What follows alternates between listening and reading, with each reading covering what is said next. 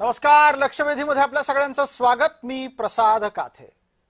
अशोक खरातचं नाव महाराष्ट्रामध्ये गाजतंय. त्या संदर्भातल्या चर्चेसाठी सगळ्यात आधी मला जर कोणाची आठवण आली असेल तर ती तुकोबरायांची. तुकाराम महाराज म्हणतात, ऐसे कैसे झाले साधू, कर्म करोनी म्हणती साधू, अंगा लावूनिया राख, डोळे झाकुनी करती पाप, दावुनी वैराग्याची कळा, भोगी विषयांचा सोहळा, तुका म्हणे सांगो किती, जळो तयांसी संगती. तुकाराम महाराजांनी सांगितलंय, अशा लोकांच्या वाटेला सुद्धा जाऊ नका, त्यांची संगत सुद्धा करू नका. पण आपल्या राजकारण्यांना हे ऐकायला कुठं जमतं. आता रुपाली चाकणकर यांनी जे काही केलंय त्याच्यानंतर राजकारणी भोंदूबाबाच्या नादी कसे, किती आणि कुठपर्यंत लागतात हे वेगळं सांगायची गरज राहिलेली नाही. चाकणकरांचे अनेक व्हिडिओ, अनेक फोटो हे फक्त त्यांच्यापुरते मर्यादित राहिलेले नाहीयेत. चाकणकर केवळ एकट्याही नाहीयेत. एकनाथ शिंदे असो, चंद्रकांत पाटील असो, असा कुठला पक्ष राहिलाय की ज्यानं खराच्या पायावर डोकं ठेवलं नसेल.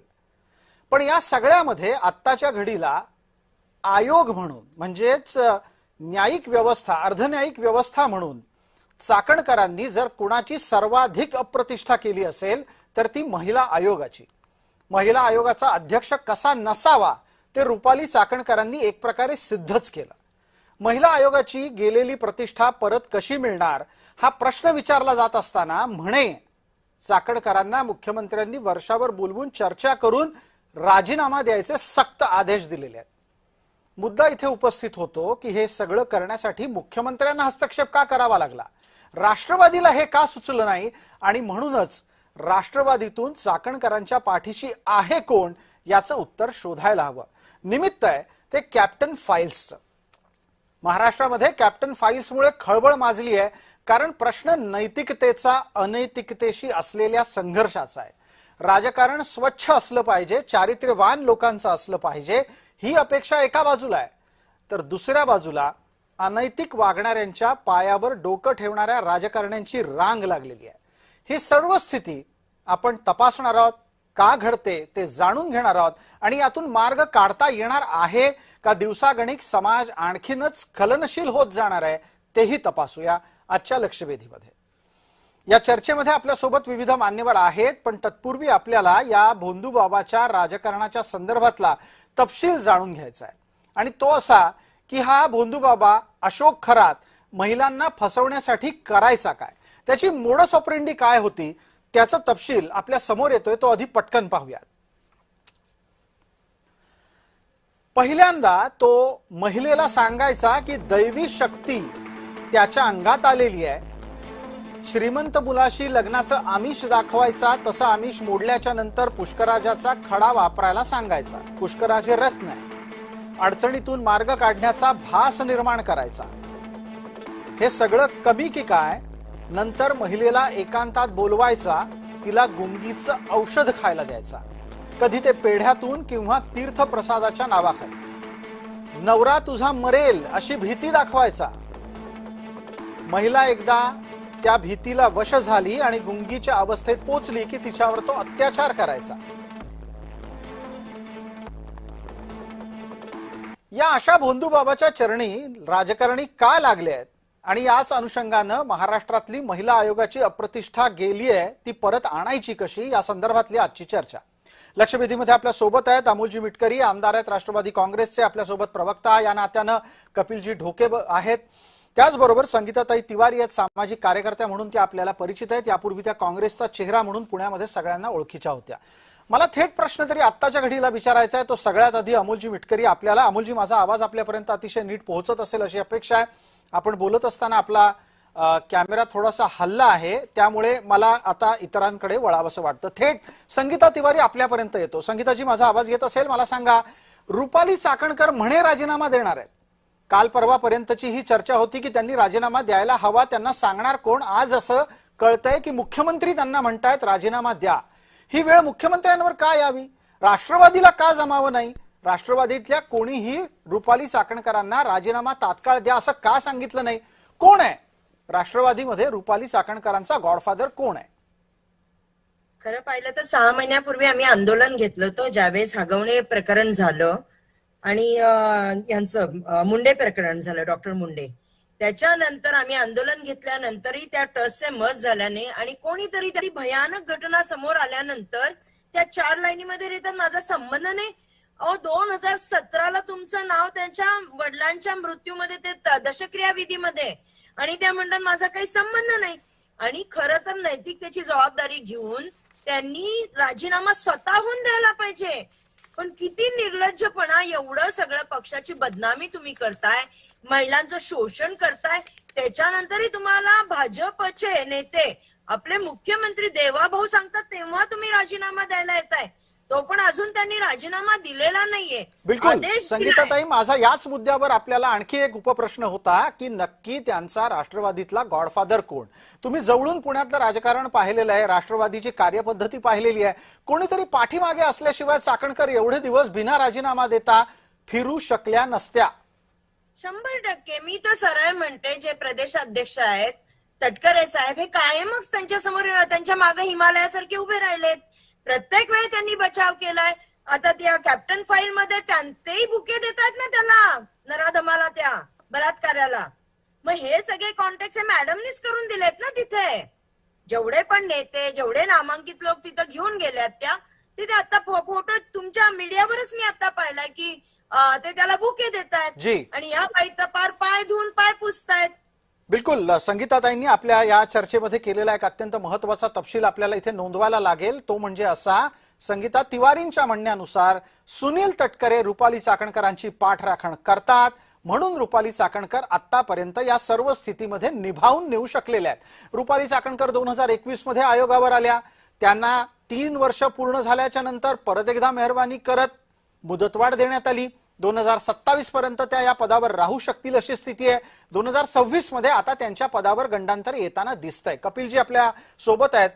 कपिलजी, खरंच सांगा, तुम्हाला वाटतंय इतकं सगळं घडल्याच्या नंतर तरी रुपाली चाकणकरांचा राजीनामा येईल? प्रत्यक्षात त्यांना राजीनामा द्या असं सांगून 1 तास उलटलेला आहे, माध्यमात बातमी येऊन 1 तास झालेला आहे, पण अजून राजीनामा काही येत नाही. का राजीनामा द्यायचा नसतो अशा लोकांना? 100% आज मला प्रसादजी या निमित्तानं अजितदादांची आठवण होते. अजितदादा जरी भाजप सोबत सत्तेत गेले होते तरी त्यांचा फुले शाहू आंबेडकर आणि पुरोगामी विचारांचा बाणा हा ठाम होता.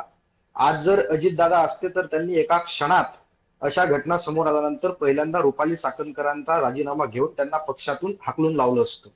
रुपाली चाकणकर उळवाउळवीची उत्तरं देतात, 4 ओळींमध्ये लिहितात की माझा कुठलाही संबंध नाही. त्यांच्याच पक्षातील काही स्वतःला पुरोगामी म्हणवणारे प्रवक्ते, नेते हे सुद्धा रुपाली चाकणकरांची बाजू घेताना आपल्याला दिसतात. जुने संदर्भ दिसतात ना, 2017च्या पत्रिकेत, भोंदूबाबाच्या घरच्या पत्रिकेमध्ये जो 2019चा त्यांचा फोटो व्हायरल होतोय, एवढ्यावरच थांबत नाहीत. तर त्या अनेक गोष्टी आपण समोर येताना पाहतो. एका पत्रकाराला धमकी दिली, पत्रकारानं त्या बाबाच्या विरोधात बातमी केली म्हणून रुपाली चाकणकरांनी खडसवल्याची बातमी आहे. ह्या सगळ्या गोष्टी असताना सुद्धा रुपाली चाकणकर ज्या महिला आयोगाच्या अध्यक्ष आहेत, त्या महिला अत्याचारातल्या सगळ्यात मोठा गुन्हेगार असलेल्या बाबाच्या विषयावरून राजीनामा देत नाहीत आणि त्यांच्याच पक्षातील स्वतःला पुरोगामी फुले शाहू आंबेडकरवादी म्हणणारे लोक त्यांची बाजू घेतात, त्यांचा बचाव करतात. बिलकुल, मला इथेच आणखी एका मुद्द्यावर आपल्याला आणायचं आहे आणि कपिलजी आपणच उत्तर द्यायचंय. तुम्हीच पटकन सांगा, रुपाली चाकणकरांच्या आत्ताच्याही वर्तनामुळे आणि आतापर्यंतच्याही वर्तनामुळे सातत्यानं महिला आयोगाची अप्रतिष्ठा झाली आहे का? 100% झाली आहे. तुम्ही या आधी ज्या गोष्टी पाहिल्या असतील, हगवणे प्रकरणात रुपाली चाकणकरांची भूमिका अत्यंत म्हणजे लाजिरवाणी होती. अनेक प्रकरण महिला अत्याचाराचे जे झाले असतील त्या ठिकाणी रुपाली चाकणकर कुठेही ठाम भूमिका घेताना आपल्याला दिसल्या नाही. आता आज जर आपण पाहिलं असेल तर या प्रकरणामध्ये की एक भोंदूबाबा ज्याच्याकडे 58 पेक्षा अधिक महिलांच्या लैंगिक शोषणाचे, त्यांच्यावरती बलात्कार केल्याच्या वेगवेगळ्या व्हिडिओ क्लिप्स आहेत, ते सगळं समोर येत आहे. माध्यमांमध्ये ज्या आपल्याच्यानं पाहल्या जात नाही अशा पद्धतीच्या क्लिप्स आहेत, तिथे रुपाली चाकणकरांचा वर्षानुवर्षाचा संबंध जोडला जातो, तरी सुद्धा त्या राजीनामा देत नाहीत.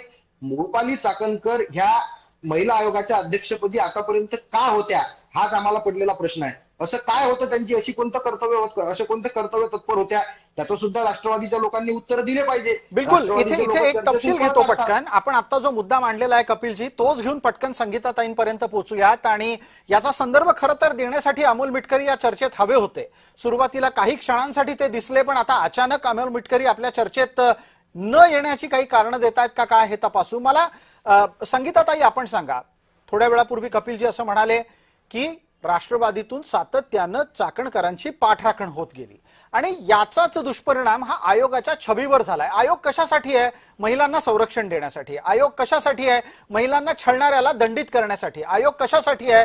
तर पोलिसांना त्यांचं काम नीट करण्याच्यासाठी कानपिळी देण्यासाठी आहे. हे सगळं कधी झालेलं तुम्हाला दिसलं का चाकणकरांकडून?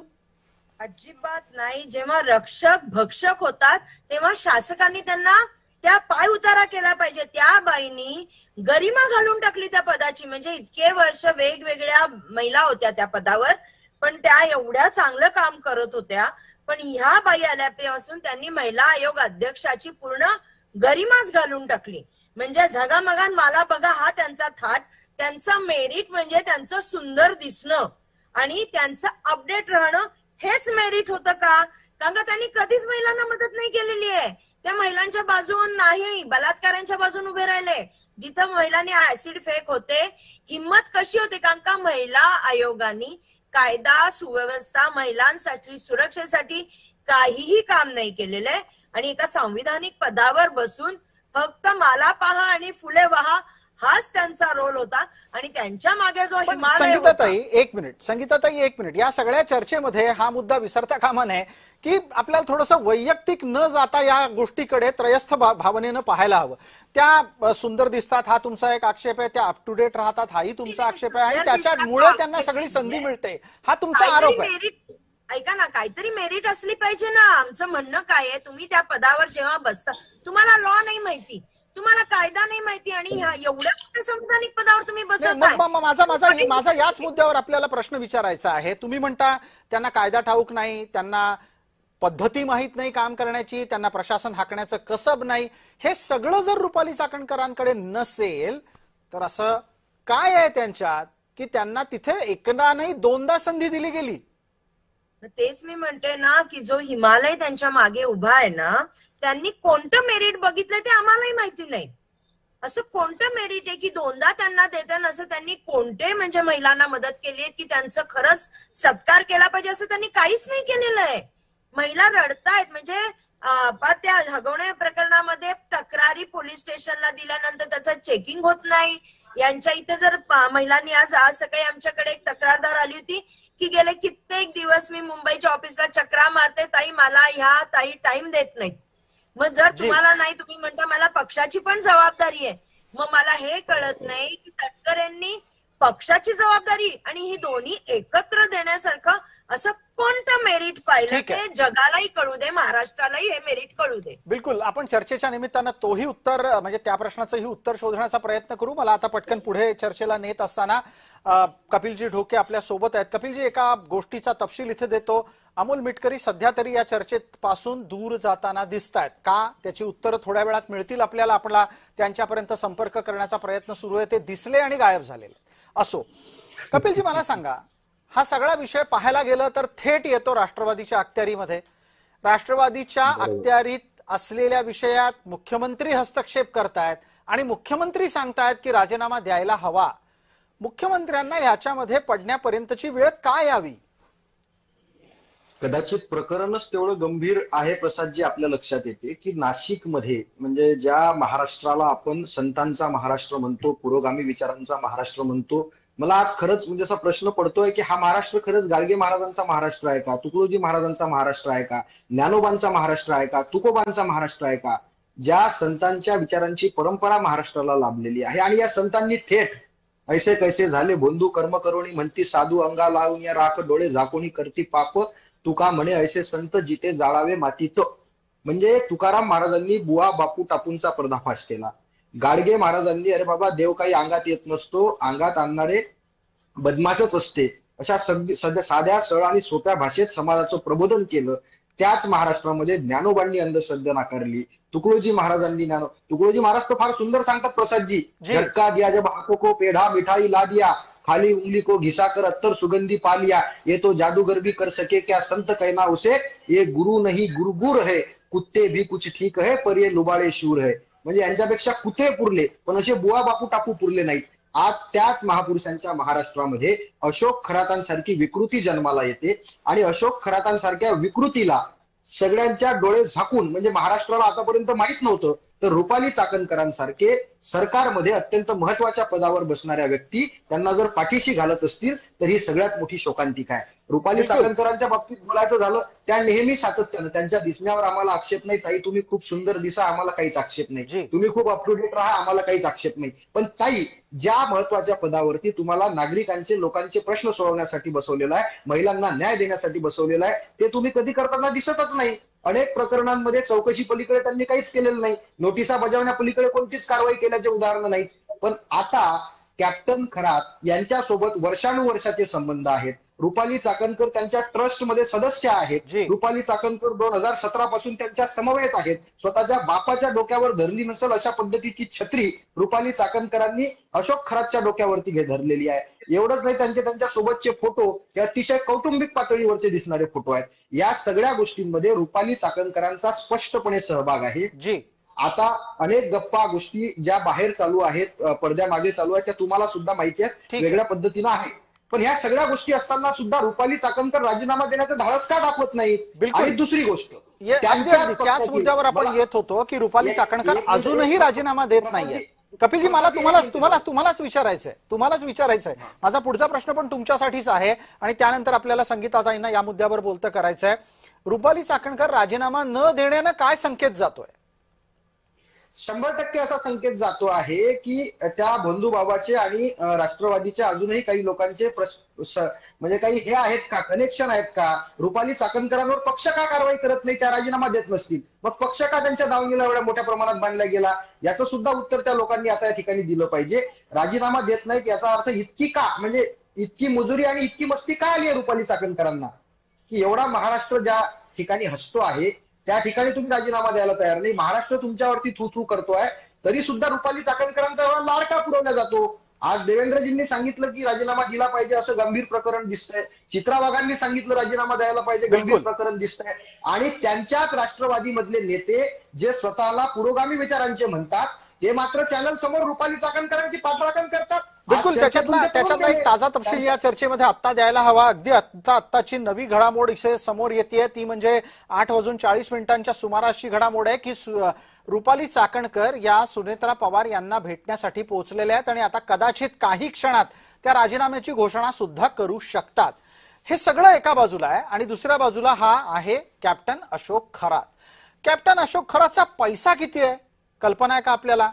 हे लक्षात येण्यासाठी त्याचा एक तपशील आता आपल्या समोर आम्ही आणतो आहोत आणि त्याच्या आधी एकदा पटकन आपल्याला बघायला हवं की हा कॅप्टन अशोक खरात पकडला गेला कसा आणि कोणामुळे. तो नीरज जाधव नावाच्या एका व्यक्तीमुळे पकडला गेलाय. तो तपशील आता पटकन समोर येतोय, तो बघूयात. त्याच्यानंतर आपण चर्चेच्या पुढच्या टप्प्यात जाऊयात. नीरज जाधव हा ऑफिस बॉय होता खरातचा. तो अत्यंत मर्जीतला ऑफिस बॉय होता. याच ऑफिस बॉयनी बिंग फोडलं. डिसेंबर 2025 मध्ये नीरजनं खरातच्या नकळत सीसीटीव्ही फुटेज ताब्यात घेतलं.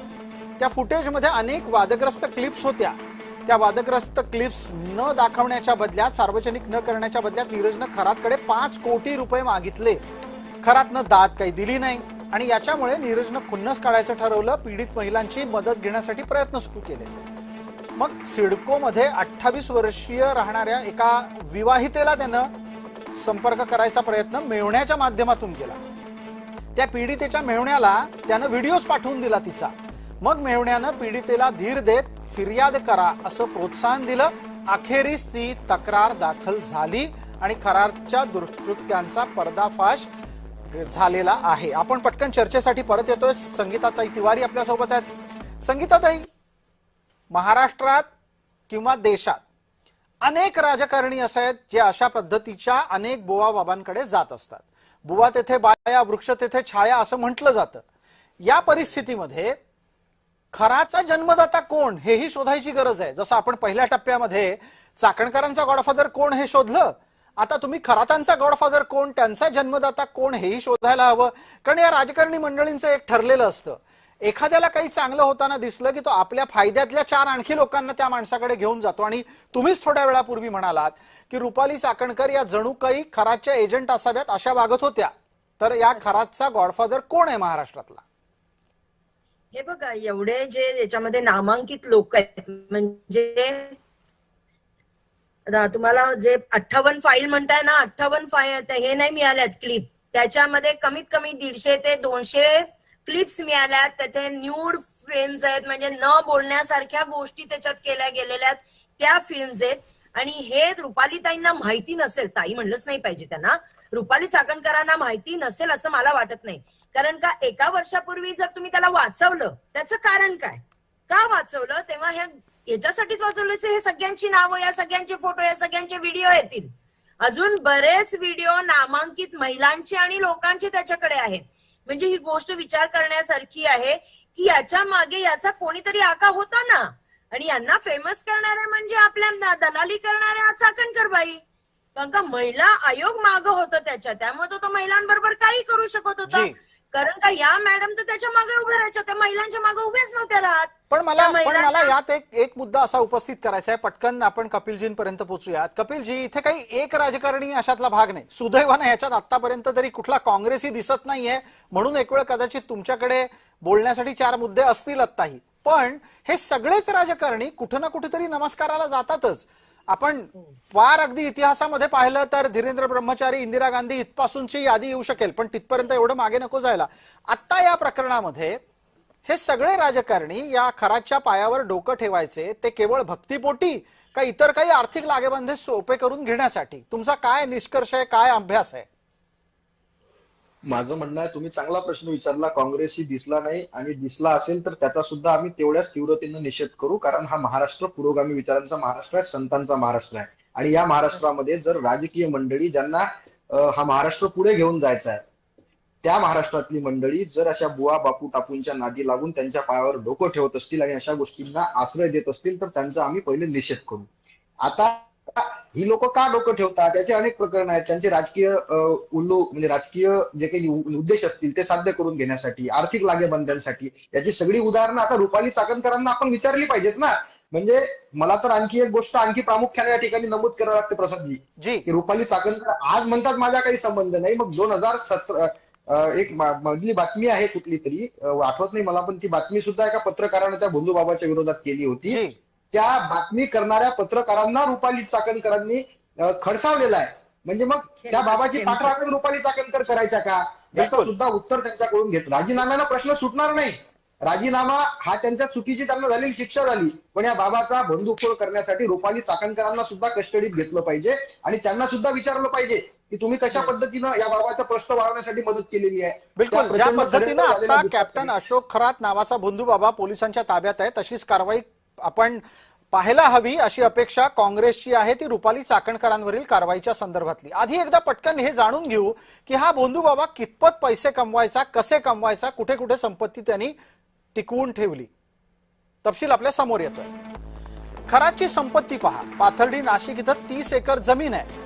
त्या जमिनीची आत्ताची अंदाजे किंमत आहे 150 कोटी रुपये. कहाळवाडी मिरगाव इथंही त्याची कोट्यावधीची संपत्ती आहे असंही समोर येत आहे. पाथर्डी आणि गवळाणेत पत्नी आणि मुलीच्या नावावर कोट्यवधीची जमीन आहे.